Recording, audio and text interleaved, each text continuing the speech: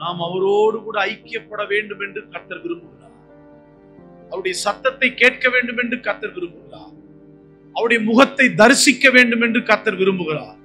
அவருடைய முகத்தின் ஒளி நம் மீது பிரகாசிக்கப்பட வேண்டும் என்று கர்த்தர் விரும்புகிறார்.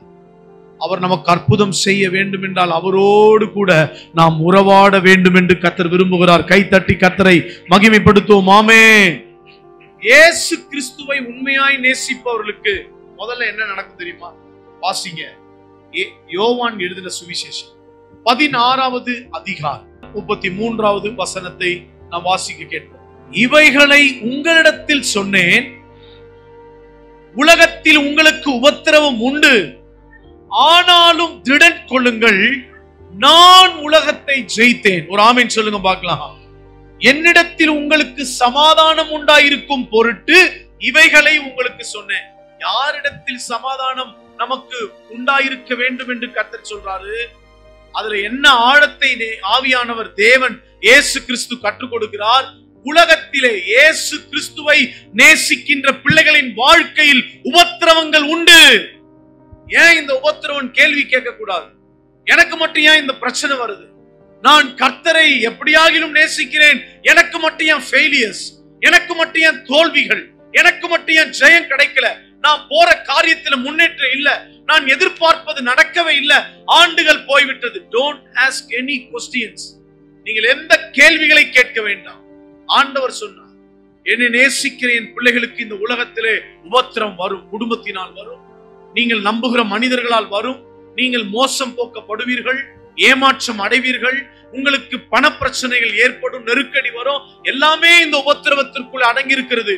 ஆனால் கடைசியாக நீங்கள் புரிந்து கொள்ள வேண்டிய ஒரு பாயிண்ட், நான் உலகத்தை ஜெயித்தேன். நீங்கள் திடன் கொள்ளுங்கள், நான் உலகத்தை ஜெயித்தேன். என்னுடைய பிள்ளைகளாகிய நீங்கள், நானே உலகத்தை ஜெயிக்கும் பொழுது என் பிள்ளைகளாகிய நீங்கள் ஏன் தோல்வி அடைய போகிறீர்கள்?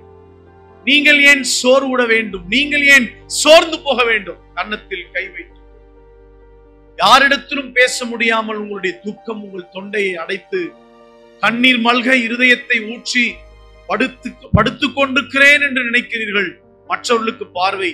ஆனால் நீங்கள் ஒரு பக்கமாக படுத்து கண்ணீர் வடித்து, தாரை தாரையாக கண்ணீர் வடித்து, என் குடும்பத்தின் சூழ்நிலை இப்படி கிடக்கிறது, என் பிள்ளைகளுடைய குடும்பம் எதிர்காலம் கேள்விக்குறியாக இருக்கிறது, உபத்திரவத்தை என்னால் தாங்க முடியவில்லை, நாளைக்கு என்ன செய்ய போகிறேன் என்கின்ற ஒரு காரியமே தெரியாமல் தனிமரமாக நான் காட்சி அளித்துக் கொண்டிருக்கிறேன்.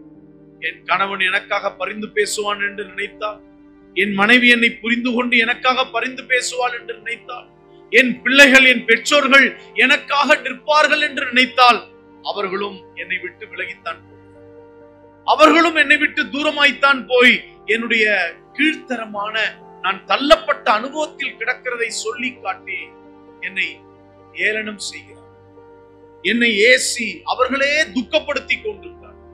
எல்லாருக்குள்ளேயும் ஒரு இருதய குமுறல், ஒரு இதய குமுறல், ஒரு கண்ணீரின் வாழ்க்கை.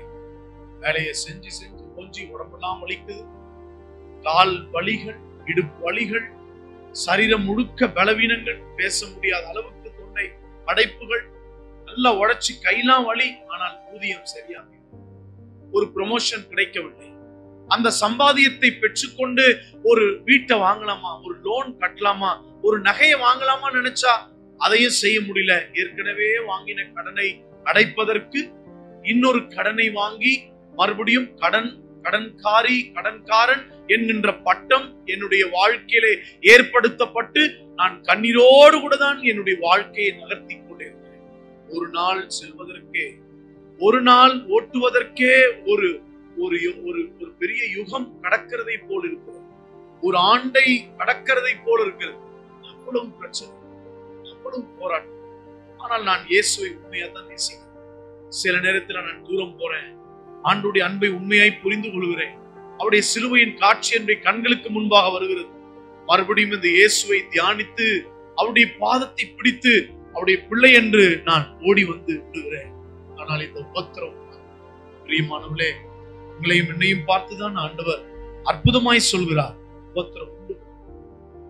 நீங்கள் வேலை செய்கிற இடத்துல உங்களுக்கு உபத்திரம் வரும். வியாபாரம் செய்கிற இடத்துல உபத்திரம் வரும். ஊழியம் செய்கிற இடத்துல உபத்திரம் வரும். திடன் கொள்ளுங்கள். ஏன் எனக்கு மட்டும் நடக்கல? வயசாயிட்டே போது, எனக்கு மட்டும் ஏன் நடக்கல? உபத்திரம் இருக்கும், பிரச்சனைகள் இருக்கும். நீங்கள் சோர்ந்தே போகும்.